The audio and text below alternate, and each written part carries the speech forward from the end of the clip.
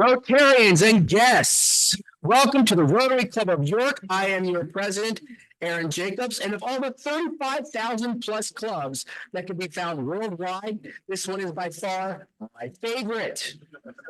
Maybe it's because I have the privilege each week to be in front of over 100 friends and community leaders who are ready to take actions. Or maybe it's because you pretend to laugh at my jokes. Or maybe it's because we live out the service above self motto and we do the four-way test together. And speaking of which, let us recite that four-way test. If we would, could you advance the slide? Drum roll.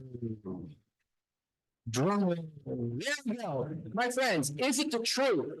Is it fair to all concerned? Will it build goodwill and better friendship? And will it be beneficial to all concerned? And I can certainly say that when you engage the Rotary Club of York every week, you build goodwill and better friendships. And I think that's why so many of us hold this club so dear in our hearts. But we also have great food, a great program, and not to mention starting off every song, every week with a great singer. Hi, Mike. Mike will lead us in our opening song, My Country 'Tis of Thee, as well as the pledge, followed by Eric Chase to do our invocation and Andy Barnes to do visitor introduction. Mike. Okay, let's all sing. My country 'tis of thee, sweet of thee. I sing, no, there's no spite from every mountain side, no freedom bring. Let's pledge the flag. Pledge allegiance to the flag of the United States of America and to the republic for which it stands, one nation, under God, indivisible, with liberty and justice for all. We put ourselves in the way the most custom prepared. We just got our freedom, come together together in freedom. And we have freedom in this country to gather in Rotary and to choose to live out the four-way tests. We thank you for our speaker today, who is from a family farm that is all over York County, and what it means to farm in our world, to bring whole foods and good foods that nourish our bodies. And we give gratitude for the food we have just consumed, the hands that have prepared it and those who have served it, so that we may continue to place service of ourselves. And we pray this all in the many names we call you. Amen.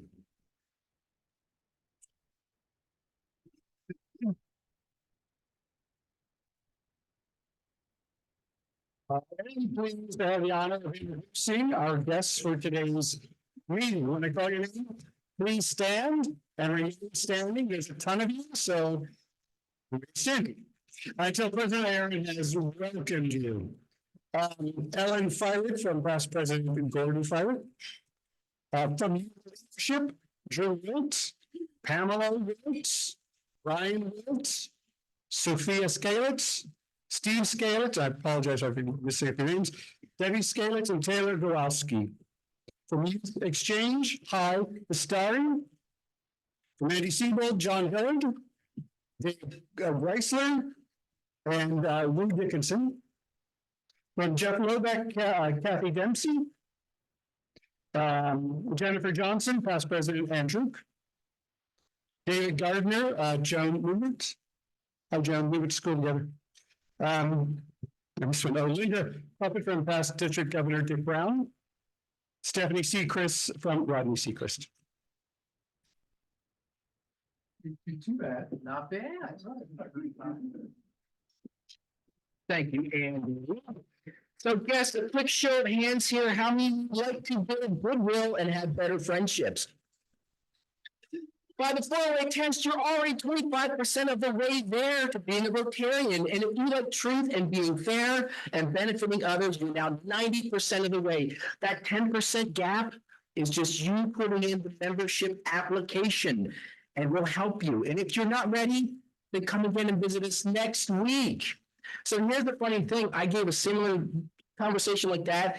And, you know, you who came as the parents of the students of the month are saying, I'm not talking to you. I am, because Kathy came back the next day with an application after her son was student of the month. Raise your hand, Kathy. Yay, Kathy. Joe Breisler, I got my eye on you, man. Come back here. Rotarians, help me welcome our guests today. Thanks, guys. Let's do announcements. YERF, otherwise known as the York Rotary Foundation. Our board of directors will meet following this meeting today in the Elmer Smith Room here at the Country Club of York. The membership meeting will meet on January 29th at 4 p.m. via Zoom. And on January 31st, our weekly meeting will not be at the Country Club of York. I repeat, we will not be here next week. We will be at the Yorktown Hotel. So reservations to attend this meeting are required by both the members and the guests, and you'll find a link in the announcer, in the email, or there's a QR code slip on your table. You can just take a picture with your phone and sign in that way. The deadline for you to register for that is today. And remember, we're still working our way to 300 members, and we just got closer. Thank you, Kathy. So we need you to invite your network of people to our meetings. And this meeting next week at the Yorktown is another great opportunity to have your guests join us for one of those meetings. So just ask them. I'm asking you to ask them, and we're counting on you. So that's it for announcements. And at this point in time, I'd like to invite Mike Lowe to the podium to give an update on the Student Education Committee. Mike.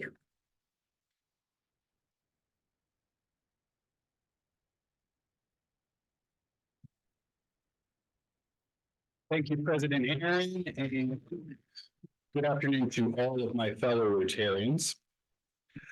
My name is Michael Lowe, and I am going to be talking to you about our Rotary scholarships. We have a very active student education committee. If you are on that committee, can you give a big wave like this? Everybody look around. These are my fellow colleagues on the committee. We have been very active getting the information that is on your tables, as well as the information that I handed out earlier as you were coming up the staircase. We've been actively getting involved with the 24 school districts across the York County and beyond. We have been contacting private schools, charter schools, and all of the school districts to let them know that our window of opportunity opened January the 1st. The scholarships will close March the 15th. Now, here's what I'm asking of you. If you didn't get a sheet off of the table or a sheet from me, feel free to put a little tickler in your mind for either 2 weeks from now downstairs, I'll be there again, or the week after that and the week after that. It's important that we get this information out to as many families and seniors as possible so that they can take the advantage of applying for over 11 scholarships and over $46,000 that we offer to our community each and every year. Now I'm going to give you a cheat sheet. If you look at the front screen and you go to our main website, you will see that one tab over, Daniel, if you just circle around our impact, go down the whole way to the second to last, and it says scholarships. Click on that, and there you are with our scholarship page. Daniel, a little bit lower, there is the application. This is so easy for us to explain to, again, anybody that's applying for a scholarship, but as if we couldn't make it easier.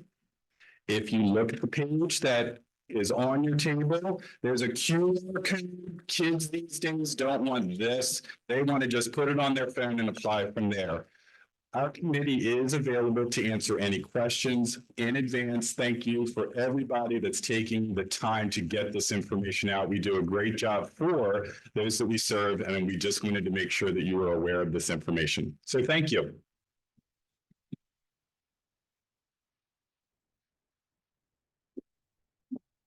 Thank you, Mike. We really are blessed as a club to be able to bless others with resources that have been entrusted to us. And it just makes me so proud of what you and the committee are doing for the students out in York County. And what a great segue to talk about Students of the Month. If I could have past President Lou Elicker come to the podium with this month's students. Wait.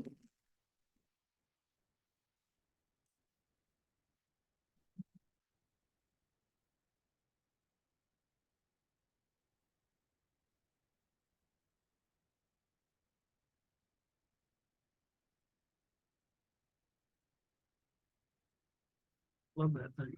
Yeah, right. Good afternoon. Thanks, afternoon. It's my privilege today to introduce you two outstanding jurors from York Suburban High School, Sophia Scollett and Rue Wilt, both of whom have distinguished themselves in many ways.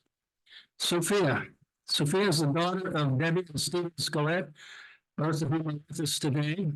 Sophia's school activities include, and this is a mouthful, soccer, music, student council, choir, a cappella singers, model school board, science Olympiad, puzzle partners, diversity and activism club, band, mini-thon committee, sign language club, and national honors societies. Her hobbies include photography, travel, American Sign Language, singing, clarinet, soccer, and baking. Sophia won first place at the TSA Regional Photography Competition and placed sixth in the state. She received the English Award in the last 2 years and has earned the Girl Scouts Bronze and Silver Awards. She took part in the Future Leaders of Work program and the Honors Choir. Sophia is not sure of her career plans yet. She adores travel, wanted to see the world, and also loves English, so she may do something related. Then we have Drew Wilt. Drew doesn't have as much of a mouthful because he was not inclined to tell you everything, I think.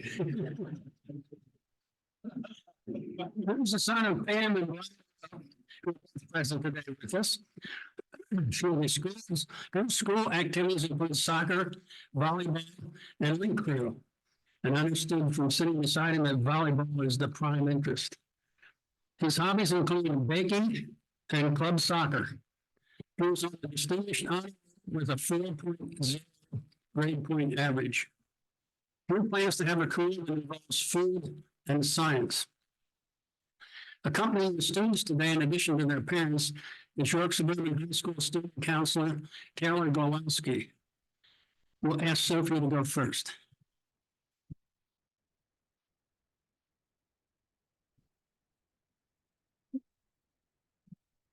Thank you for the honor to speak today here as representative of York Suburban High School. I take my camera everywhere because I love photography. When my family travels, I always have my camera around my neck and ready to go. Last year, I joined my school's Technology Student Association Club and submitted some of my favorite photos to the regional competition. This was my first time really showing my pictures to anyone other than family and friends. I was thrilled when I won first place and had the opportunity to compete at the state competition. At the state competition, I got to take more photos and met students from all around Pennsylvania who I still stay in contact with. Meanwhile, I was also running for the student representative position on our school district's school board.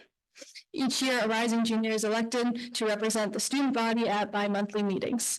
I was actually in the middle of presenting my photography portfolio at this competition when my friend texted me to congratulate me on being elected to the position. Now, every other Monday, I get to be part of the school board meetings and bring the student perspective. After the first meeting, I remember walking out to the car to debrief with my parents, and I was thrilled. I love understanding our school from a different angle, but more importantly, getting to experience the processes of debate and decision-making. This leads me to my most impactful experience. In 7th grade, my choir director chose me to audition for the York County Junior Honors Choir. I was absolutely terrified, but finally decided to audition. On the first day, I was immediately impressed and uplifted by the director, Miss Knott, and I never looked back. I've been in this choir every year since and leveled up to the Senior Honors Choir last year. I've met so many close friends through this choir and have found extraordinary mentors in both the junior and senior directors. I've had the privilege to conduct the choir, and I've learned to sing music that really touches your soul. These three experiences have helped me grow into the person I have become and will continue to impact me as I move closer to my future self. Thank you.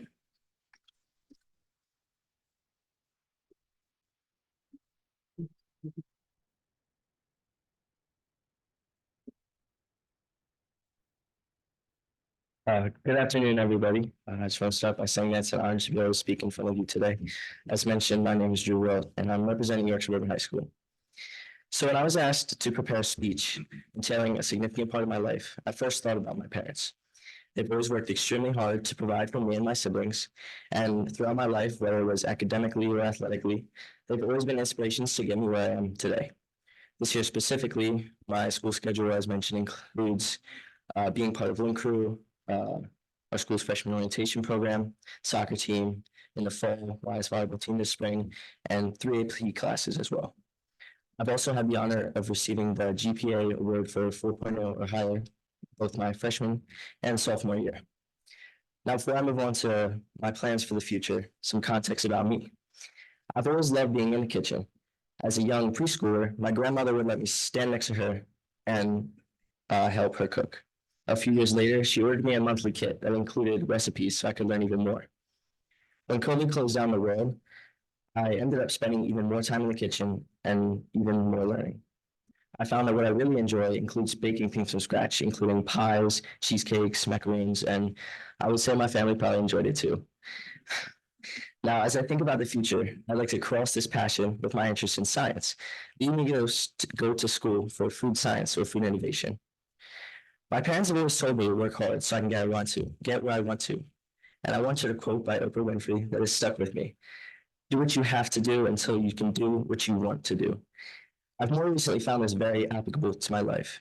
Many will say that junior year is the hardest year of high school, and I have to say, I agree. I know to get where I want, I have to push myself now to have success in the future. So my plans for the future may shift. I know that the drive that my parents show me every day will continue to push me to do whatever it is that I choose. Thank you for your time.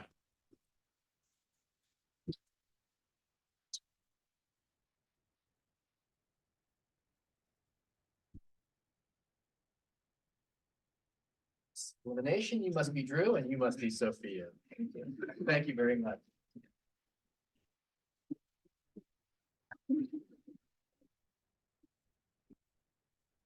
I tell you that being student of the month isn't something that happens to these children overnight. It's the sum of hard work, good decision making, and developing good leadership skills.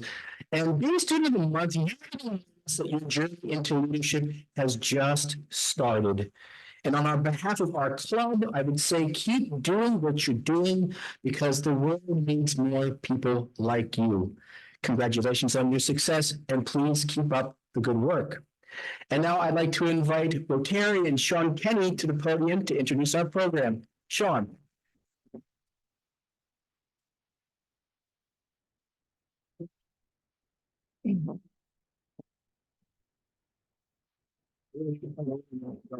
Going after students of the month because I feel so small. But Erin talked about her journey, and we'll talk about Julie Flinchbaugh, who's been a friend of mine for a long time. And if you think Drew's bio was short, try getting a hold of Julie and getting her bio. It is even shorter.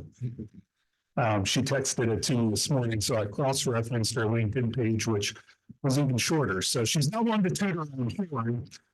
I could say in 2006, her journey kind of took a crossroads here because she's from York County. She went to some school in the middle of nowhere for agriculture, horticulture, and ag business, Penn State University, I think it's called.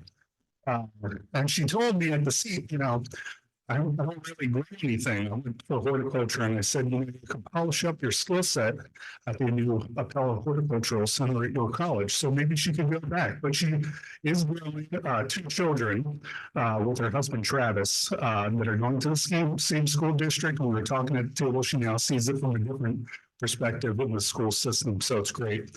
In 2006, she returned to York. Coincidentally, in 2006, Flinchbaugh Orchard and Farm Market exploded with their large farm store. And that's where she gets to do her dream. Her dream is working with her mother and her brothers. And she gets to do it every day. And sometimes it's not a dream come true, but most of the time it is.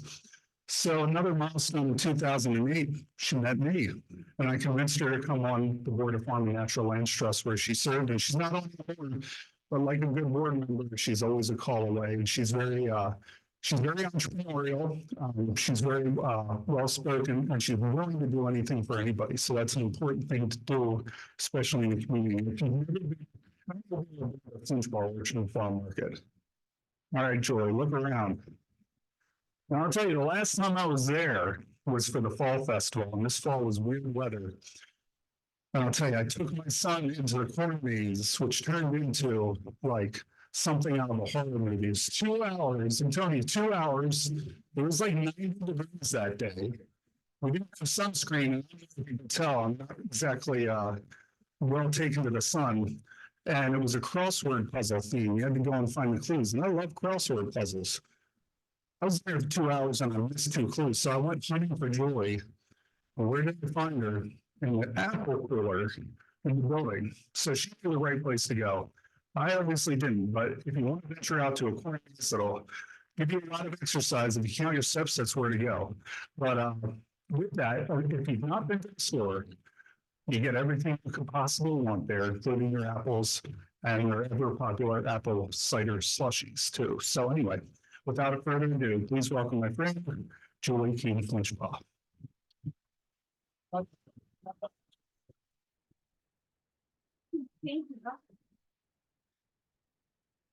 So dare I tell Sean, we have a green leg that has overlooks our cornies, and we watch people from there. That's entertainment. So some people we save, some people we let go for 2 hours.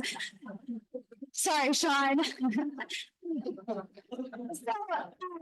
Yeah, thank you so much for giving myself the opportunity to speak on behalf of my family, as well as agriculture in general. Whenever we have the opportunity to get the platform to share about what we're doing at our farm, let alone other people across our county and across the state and our nation, it's just a great opportunity for us to do that. So we're going to start talking about food for thought. How was lunch? Yeah, right? Let's give that. Yeah, let's give. I mean, we love our food, don't we? We really love our food. And when we think about food, we don't necessarily need to go right back to the farmer right away. Sometimes we think about these people, Hatfield, who's in your hot dogs. Oh, your chicken you're having tonight. Oh, where are you going to go for your groceries? Let's hit up Giant. Maybe we're going to get some chips from the Super Bowl, and we can go down our snack food aisle that's literally 3 times the size of any snack food aisle anywhere outside of our state, right? We go to the beach and you're like, where's the chips? Like, come on, I need some chips. So sometimes when we think about our food, we don't go right back to the source. We think about the vendors, we think about the businesses that are actually like getting it to us. But if we go back to me, this is what agriculture really looks like. This is my family. Don't judge me. My poor son down in the bottom left corner has yet to make it in a family photo. He turns 4 tomorrow. Poor kid, we'll make it in there one of these days. But this is my family. I'm a 4th generation family farmer. I told Sean, I don't farm. Do I still call myself a farmer? I do. Because my family and the heart of what we do is farming. And growing food for you, your neighbor, your friend in another country, wherever our food is grown, or wherever we're growing food, we know it's getting to the right person. So I'm a member of 4th generation. I am currently actually one of the owners in our business. Officially last August, it was 5 of us prior to that in our business. It was my parents, Richie and Sonia, my 2 older brothers, Michael and Andrew, and myself in the business. Effective last August, as far as the government concerned, my parents are out of the business. Any other family member or any other family business people here? Whoa, okay, I don't know. He's like, I don't really want to raise my hand, but let's be honest, that generation is probably never really gone. You don't ever really want them to be gone because they play such a vital role. So our parents are still playing a very vital role. However, they're signed off the paper. It's now my brothers and I in ownership, which when I sit down at a meeting with them, I think, I'm still like 15. I can't be making these serious decisions without my parents here. But we are, and we're continuing to thrive and grow. So my two older brothers and myself are in this business. One of the things that I think is important to acknowledge and kind of share is that we have a strategy of diversity at our farm. When a lot of people think farm, you think, oh, they're a dairy farmer. Oh, they're a grain farmer. Oh, they're one or the other. And at our farm, and something you'll see across the entire East Coast is diversity. So our operation looks a little different. We do cash grain cropping. So what does that mean? Corn, soybeans, wheat, in lots of different methods. We have conventional, organic, and we're even tied into some regenerative agriculture. So there's a lot of different methods. Okay, why? Because we got to continue to try and learn and do new things. In addition, we're doing green beans. We grow about 250 acres of green beans. Why? Hanover Foods down the road, and they make green beans in their cans. What better is it for us locally to get green beans into their factories or in their processing plants? Fruit production. We grow about 55 acres of fruit, peaches, pears, apricots, nectarines, apples, plums. Anyone liking yours? Yeah. All right. So there is going to be, oops, I got to go back. There is going to be a time of question. So for you guys, my grandmother, if she didn't teach me something, only thing she taught me was always take free fruit to meetings or anywhere you go because people like free fruit. I take for granted that I grew up with the fruit. There's always fruit in my house. Thank goodness. And I forget that not everyone has that. I'm sorry it's not peach season because that's when everyone's like, yeah, oh, there's a peach. But you have to get excited about apples today, okay? So we do fruit production. For retail, but also for wholesale.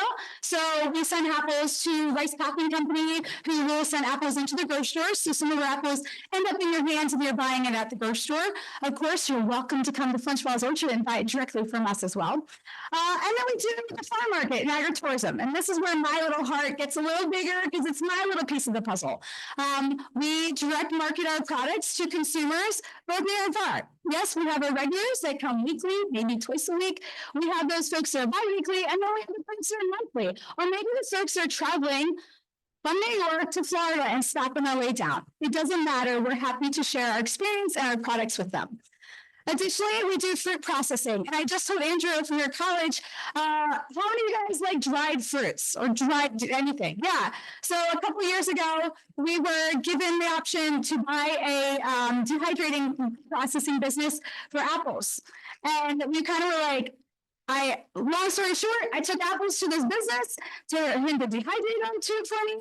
I went back to pick them up and he's like, you want to buy my business? And I'm like, I just met you. Like, I don't even know what are you talking about. Took the idea home to my family and we were like, well, let's sort this out. And I actually took it to a marketing class at your college who did a little research for us as far as what is the trend. Is it a fad or is it a trend or is it a growing for dried fruits? And we decided to undergo it because we got some really good affirmations from the college. So besides that, we do the dehydrating. So we're dehydrating fruit for both ourselves to sell wholesale and retail, but also a lot of other orchards within the region. So from Delaware, New Jersey, Pennsylvania, Maryland, a lot of these people are going into inner city markets. Have you guys ever been to a farmer's market down in one of the cities?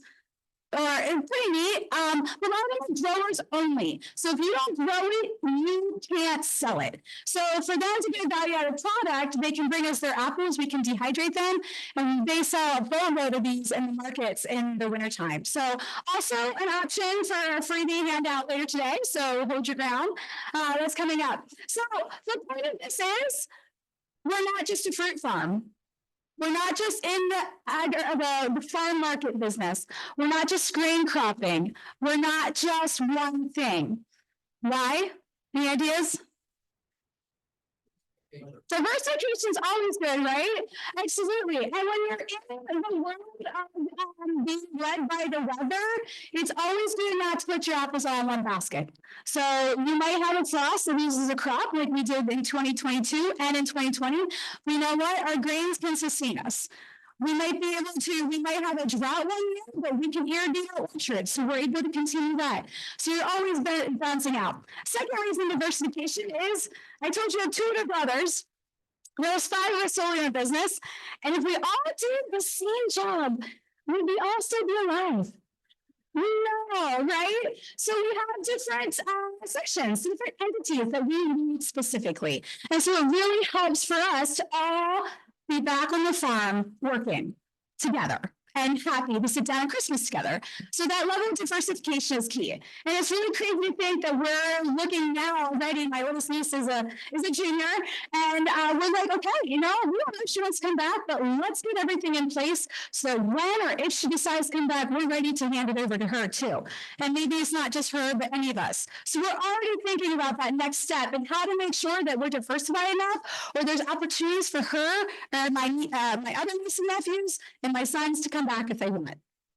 So, how much? Oh no, it already says. I gave you the answer already. Don't look at the screen. Hold on, we have a history. That's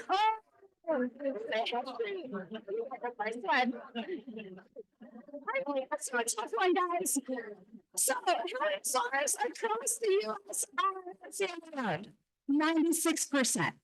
Okay, that's a pretty large amount. Now, if you read the credentials behind everything in our business, guess what? It says RNS Flinchbaugh LLC. If you ever work for me, you got a check or you got a direct deposit that said RNS Flinchbaugh LLC.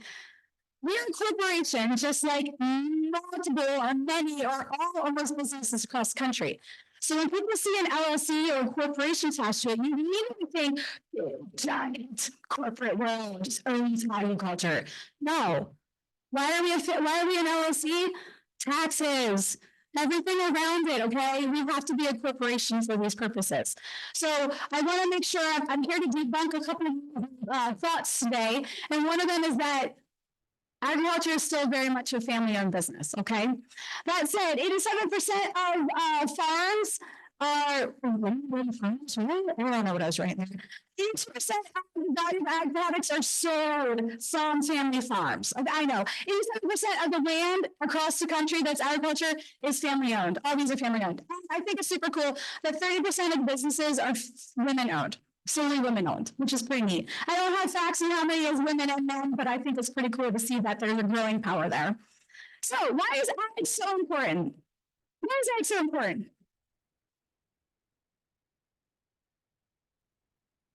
I hear murmurs, but no one wants to raise their hand and say, I got an answer. Social, economic stability. How many third world countries across the world are there? I don't know, but the bulk of them is because they cannot provide their own food. And they cannot sustain their own country or their own peoples because they cannot grow their own food. Pretty powerful when you think about it. So it's also a driver of the economy. It's one of the leading industries in our economy. Think about the food manufacturing in York County. Rather large, actually. We make jokes about the chip industry, but let's be honest, it's pretty big from a standpoint across the whole country. Trade surplus. Agriculture is one of the few industries that we export more than we import. Pretty serious thing to think that we're able to again supply our own food and provide for ourselves. No, we may not have bananas if we didn't have those relationships with banana growers outside the country, but I think we're going to survive pretty fine. When we rank in the state of County of York, any ideas how many where we rank with the number of farms? Number 2. So we rank second in the number of farms. Are the ones that's competing with us is what county? Yes, I know, we're working at them. Anyways, so also number 2 is in direct sales, which makes perfect sense to me because I'm in direct sales in a lot of ways. I think it's awesome that we recognize as farmers that if we want more of that farm share, we have to be willing to go get it ourselves. And so if we can direct market to the consumer ourselves, I don't need the middleman selling my product. I can get it to yourself. We have a lot of people in this community, York and Lancaster County. We have a lot of people who are close to markets like Baltimore, Harrisburg, and Philly. We're very close to a lot of markets, so we have that opportunity. We're not the apples, which we're working on it. We just put another 20 acres in, but I don't think it's going to get us to number 1. But it's still amazing to me that we are growing and we are so viable in our state here in York County. And not only are we so viable, we also have a lot of people. So we're working together somehow to grow that next to all those people. Now, I'm afraid I took all my clicks out of here, so I'm going to click it. How many jobs do you think are related to agriculture? Not just York, we'll just say broadly across the nation. Out of 10, how many jobs? Who said it? Yeah. Do I get an apple? You. Thank you. Do you want a pink lady or an Evercrisp? Which one did I get? What, you should know. You. I don't know. I'm really good. Just show me some of my prizes. That was for a bigger question. No, that's a very good answer. 1 in every 10 jobs. Is it fair to all concerned? So we think so. Who's gonna share, right? So think about it: processing, storage, truck drivers, transport, research, chefs, bakers, marketing, sales, finances, logistics, administration. So much is directly related to agriculture, we don't even realize it. That said, and additionally, we think about the farm share. Now, you can't answer again. I'll put it up here. I'll put another one up for the next person. How many? So we think about $1. If you went out and bought a loaf of bread today, you went home, you paid $1. I know that's a joke. You're not going to pay $1, but if you did $1, how many cents do you think goes back to that farmer? The actual farm share. 50 cents? 20 cents? 10 cents? 3? My friend in the back with a black sweater, it's 9.7 cents. So I won't tell it because I'm not even gonna try. I'll let you come grab it then, okay? You want apple or since you're fair game now. You want the apple or the dried apple? Apple or the dried apple? What, fresh? Dry. Got it. Can you pass this back? It's not been said there. So when we start to think about that, that's pretty crazy, which is why that direct marketing is so important. It's so important if we can go after it. No, I don't think our cash grain is coming, not going to go sell 2,000 acres of corn to my neighbors. But how can we continually trying to be growing and directing right to the customer? It's super important. So if we're going to talk about that, we need to talk about the word that has always been on every, for the last 5-10 years, sustainability. And if I were to interview you all for a definition of sustainability, guarantee you would all have a different definition. It would probably vary based upon the industry you're in, where you're at in life, and whatnot. But I just want to give you our definition of that word. So, ensure demand for food, fiber, and shelter is met. Are we growing everything we need? Are we providing for everyone we can? Fun fact, well, sad fact, 40% of all food grown in the US is wasted. Interesting fun fact. If you look at your plate at the end of a meal, start averaging, did I eat all the 40%? Think about it from that perspective. So something to think about there. But there's also still food waste in the general, we have waste. When you're trimming up produce, there's waste that goes out. So food waste looks differently. But we want to make sure that the next generation can do the same, meet those needs, but with depleted resources. Specifically here, I'm going to mention that depleted resources as land. If we drive across the Route 30 corridor, some of the best agricultural lands sit across that 30 corridor. What actually sits there now? Warehouses, businesses, houses. Do you see much farmland across that corridor? No. So we have to think about what can we do with less of the valuable things we need to still grow for everyone. I think it's in every 1.5 minutes, 200 people are born, 200 babies are born, minutes. So we're constantly adding. I don't know the number on the other side of the life cycle, but it's interesting to think about how many people are adding to our societies and to our world. And if we don't have the land and the places to grow, we have to come up with some new ideas. So it's something we're constantly thinking about. Exciting to note, and I want to add this on behalf of for how many acres are preserved in York County. Sean just shared me it's totally 14,000 acres. The Farm Natural Lands Trust has preserved in York County, and then the York County Ag Preserve Board is what they're called, has 44,000 acres preserved. So that adds up to 58,000. I'm proud to say that we have about 450 acres preserved. We're hoping to add another 125 here shortly, next year or two. So our mission as a family is that our roots are going to stay here, and our roots are going to do everything we can to protect agriculture here and make it continue to thrive. That said, the last thing, we need to ensure natural resources like soil, water, nutrients are not depleted. So we might not have demand, but what we do have, we have to take care of it. And Aldo Leopold says, when the land does well for the owner does well by this land, then we have conservation. I think that truly speaks well. He was a very bright man. If you want to look at anything up about conservation, read about Aldo Leopold. So how am I actually doing the answers again? I took off all the clicks. Who read the screen? So how many people did we feed in 1960? One farmer. I'm so not used to standing on spot. 26. All right. So in 1960, we fed 26 people, one farmer. In 2020, unfortunately, my facts, I can't get updated past that.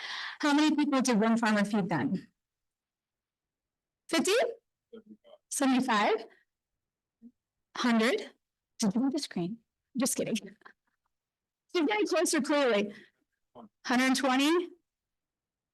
200? I feel like we got the wheel of fortune here. Price is right. So 166. Who was closest? You, I guess, technically. Who said 200? I'm so sorry. I'm like, I'm putting it to where my voice is coming from. Apple? Pink lady? Ready? Yes. So we have done that to continue to increase our efficiencies because we're obviously growing for more people within that time. And how do we do that? Innovations, new technologies. We got to be utilizing less resources per unit of production for milk, peaches, wheat, you name it. How do we do that? Seed innovations. We're using seeds specifically to certain areas. So some areas that are drought tolerant, we're sticking drought tolerant seeds in there that are going to grow if not. Where there's deer issues, down to that. We're going to grow crops like canola. We're going to be very fine tuning specific things to make sure we are growing what we need. We're going to do science-based research. Yes, we work with organizations like Corteva AgriSciences or Pioneer Seeds and things like, trying to think of some seed signs you might see along the road. Growmark FS, I'm trying to think of some of the businesses you see within it. We're going to work with them. But do I want to base my knowledge and my understanding just on the private sector? No. We want to work with the public sector. So working with Penn State, Cornell, Rutgers, lots of different universities that are providing very non-biased information to us for making our decisions. We had the opportunity for years to get to work with Penn State on an actual planting of a specific new variety of apples. Super neat. We obviously could not get involved in the decision-making or whatever, but we had first-hand view of how it was working. You know what? I love the apple, we just hate to grow it. So we learned pretty quick. So it's just safe to think how we do that. In addition, precision agriculture. Has anyone ever heard that term, precision agriculture? Yeah, precision everything, right? We're coming to a technology. Precision agriculture, as a planter is going across the field, it can change seed varieties because the soil type has changed.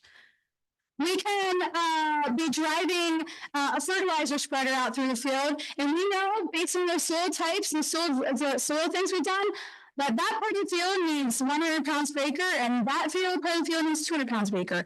Things are turning off, turning off, turning on, turning off.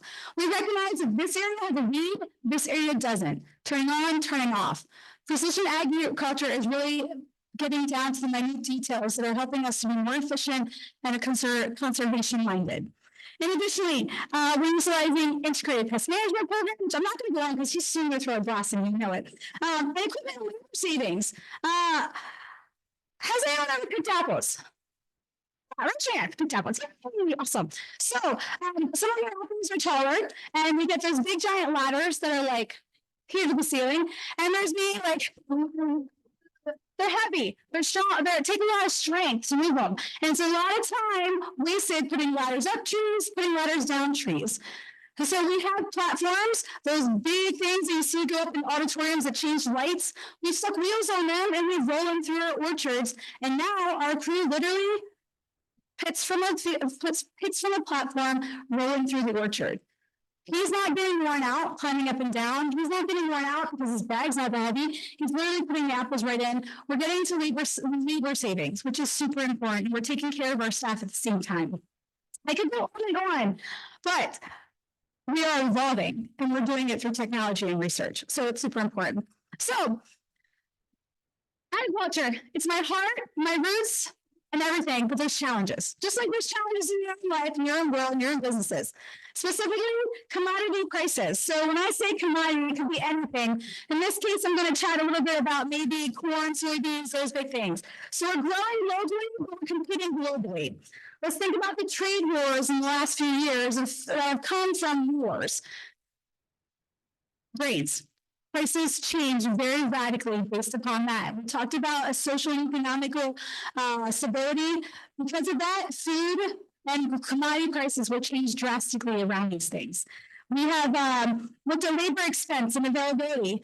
We just don't need anyone on our farm. Some people, I still remember my freshman year and my roommates in college thought that my dad was going to show up with a piece of wheat and a little straw hat. And who showed up? He was surprised. They were surprised. It was not what they think. Anyone thinks that just any person can just go work on a farm. It's easy breezy. All you have to do is be able to lift a straw bale. No, it takes more than that. Skilled labor, just like everyone else needs skilled labor. And we're willing to train them, but it takes this very special person to do that. In addition, we have maize regulations. Whose industry has regulations of maize? That's like, oh, it's this way today, it's this way tomorrow, and that state's going to change too, right? And we're all about regulations. We're just not about regulation creep. So we're saying yes to the legitimate rules, but we have to deal with that. For new farmers, access to land and capital. It's expensive. It's expensive to get into the farming. Thankfully, my parents know, and my grandparents, my great-grandparents led the way to help us get there, but it's not, we didn't start out brand new farmers. So helping people get into it is very hard to do. Rural and urban dynamics. So I talked about how we've done a really good job with the balance in York County because operating a farm requires a certain social acceptance. Am I right? Because are you okay driving down the road behind a manure spreader? No, right? You socially accept that if you're going to live in a rural community, you're going to have to accept that, right? So we have to learn how to make sure that we're paving ways to work together and not separating ourselves farther out, because if we do, we won't have agriculture in the area. And I always like to say that to be in agriculture, it takes the tiny farm that's growing a half acre to the farm that's smallest growing 20 acres, to the farm that's growing 3,000 acres. It takes all sizes of us to be providing this food and all the options to our society. So opportunities in York, specifically in agriculture, we are close to a lot of people, am I right? We are close to a lot of people, which gives us great opportunities in that direct marketing area. We like that. We like being close to a lot of people and a lot of things, but it's helpful and also for the niche markets and commodity as far as getting to ports. So getting our product out of the country as well. We talked about that export. So York, this whole south central region of Pennsylvania is a very viable area for agriculture. So it's interesting. And regenerative farming, which we are pretty passionate about too. It's that like leaving, you know, if you're going to plant something, you're not going to take anything from that land when you plant it. You're always putting it back in. So that's something pretty passionate for my family. We need to be at the forefront of what's to come, which is why we're diverse. We always want to be at the forefront to come. So what will the next generation bring to the farm? I don't know. I never thought we'd have a dried apple dehydrating business, but we do. I don't know. I look forward to seeing what my nieces and my nephews and my sons, if they're all interested, come back to. I just said to my husband the other day, you know, I so badly would love them to come back, like all three of us as siblings did. But then I scare them away, you know? What did my parents teach us? How did they show us? And yeah, I want to do this. And one of the things we talked about is that, you know, from the time we were kids, we sat around the kitchen table and we heard the bad, we heard the financial woes, we heard the financial highs, we heard the highs. We didn't get a vote in our decision making, but we had a chance to offer our opinions. So it's something really important to us that we give our next generation that chance already. And then you think 16, what does a 16-year-old know? But clearly, by Drew and Sophia, a lot. So it's really awesome to be able to know that I have that opportunity and I look forward to seeing what that next generation brings. So with that, thank you guys so very much. Did I make it in 20?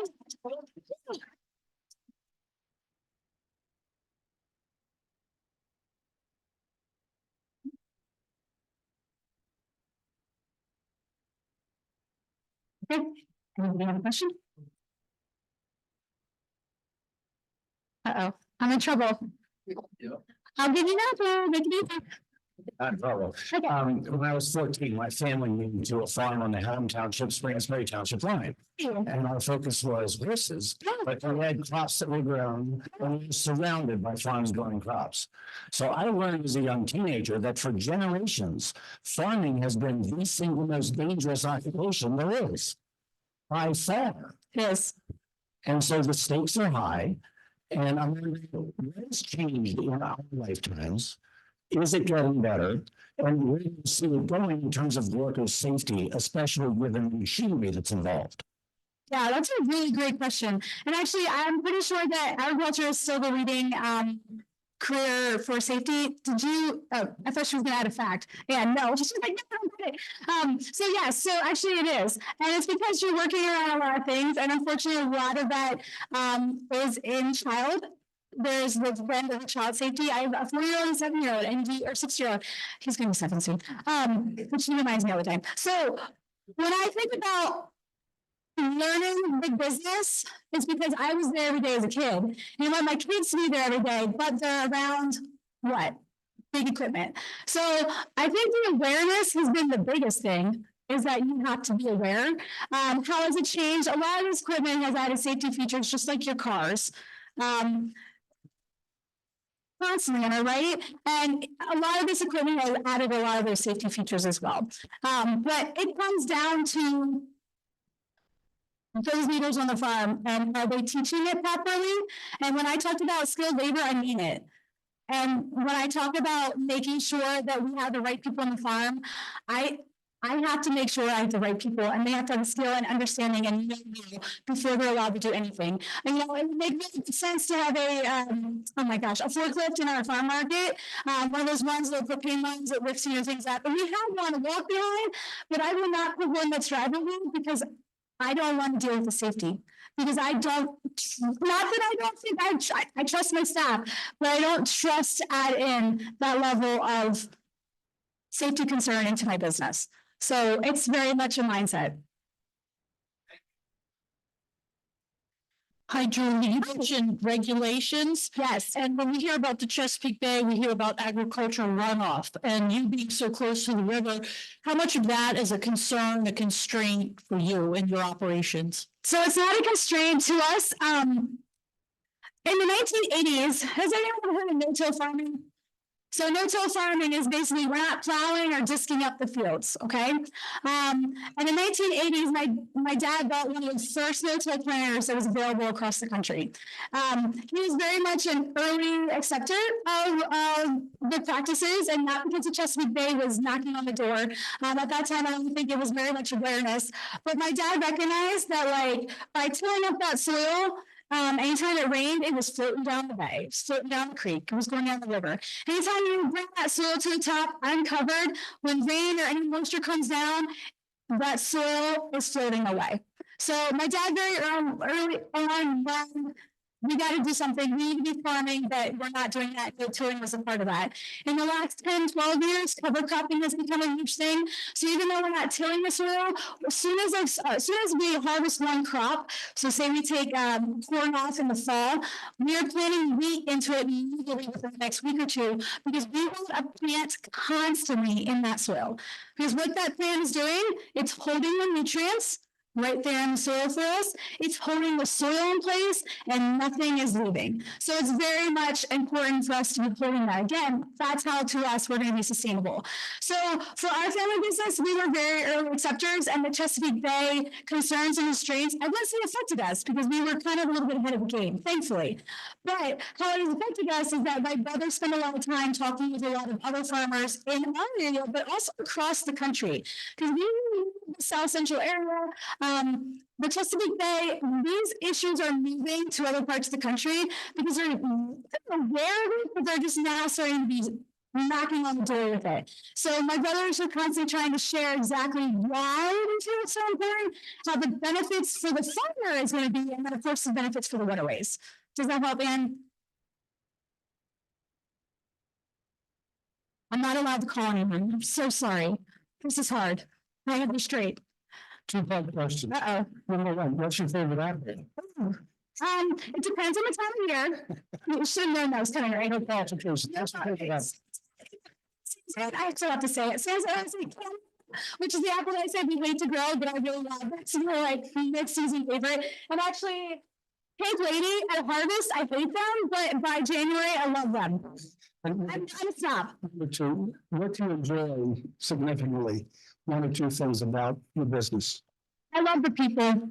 I do, which is why I told Sean I don't grow much because I love the people. I love doing this. I love sharing about agriculture.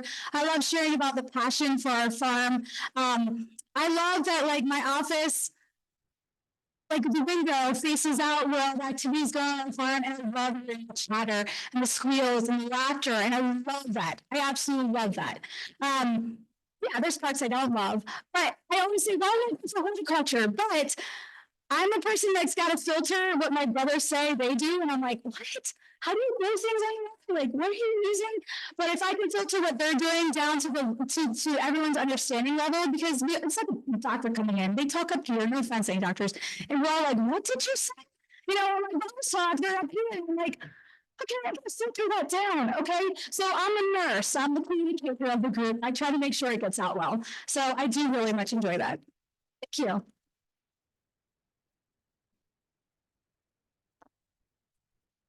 Hey, so I have read about GMO seeds and how they've become copyrighted, and how farmers are now experiencing situations where they're getting sued because some of the seed blew into their land, and also the older practices were that you would recycle seeds.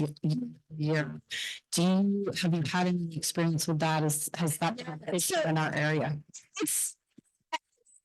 I shouldn't say it's an issue, but it's definitely something we're aware of. Does that make sense? So GMOs, and I actually have a section I didn't even cover in my notes I wanted to share with you guys today. GMOs are very confusing to people. Am I right? Like, even I'm in the industry and I'm like, what's a GMO? Like, which crops? So there's a lot of misinformation out there, and there's a lot of like, you know, that farm share. Well, the market takes a lot of money to confuse you about buying foods. Okay. So again, go directly to the source you can. But there is very much, you know, we can't be legalizing seed that it was a GMO crop before. We cannot utilize that next year. So we have to be very careful. When we talk about cover crops, lots of times we use crops that we harvest ourselves and plant back to save a little cost in it. But we have to make sure we're utilizing seeds that haven't been under those copyright protection. But so there's like 9 basic GMO crops that are approved in the US. Who are they? What are they? One's one. Now, if you go to some GMO bashing sites, and I'm not here to say GMOs are good or bad. We're not going to discuss that today. But you'll go to some sites and they're like 60 crops. Well, that's because there's like 25 varieties of corn that are approved. Okay. So it's not, don't think big. Okay. It's a corn. Someone said wheat. This is the most confused. There's no wheat.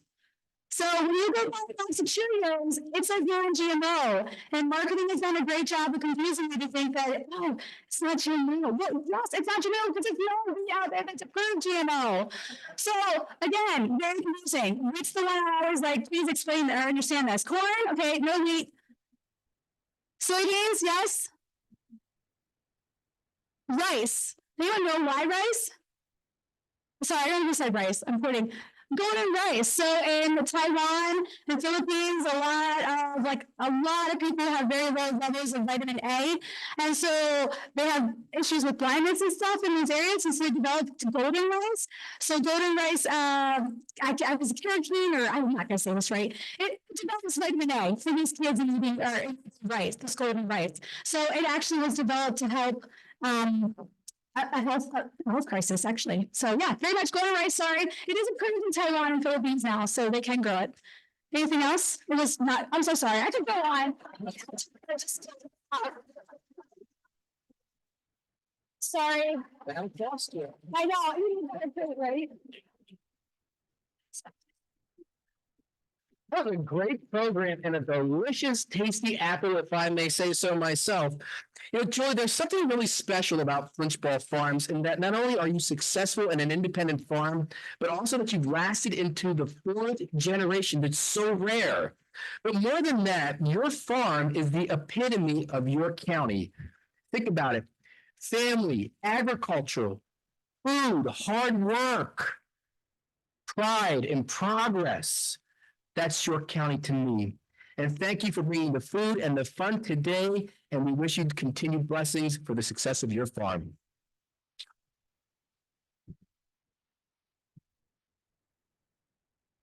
Julie so graciously signed the book plate in the book, A Testament of Hope by Dr. Martin Luther King Jr.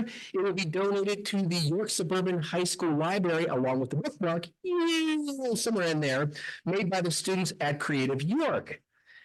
As always, it's great programs, and you know next week's going to be good because we're back to the Yorktown Hotel, where our guest speakers will be Rotarians Joyce Santiago, the Executive Director and President of Affordable Housing Advocates, and Kevin Schreiber, President and CEO of the York County Economic Alliance.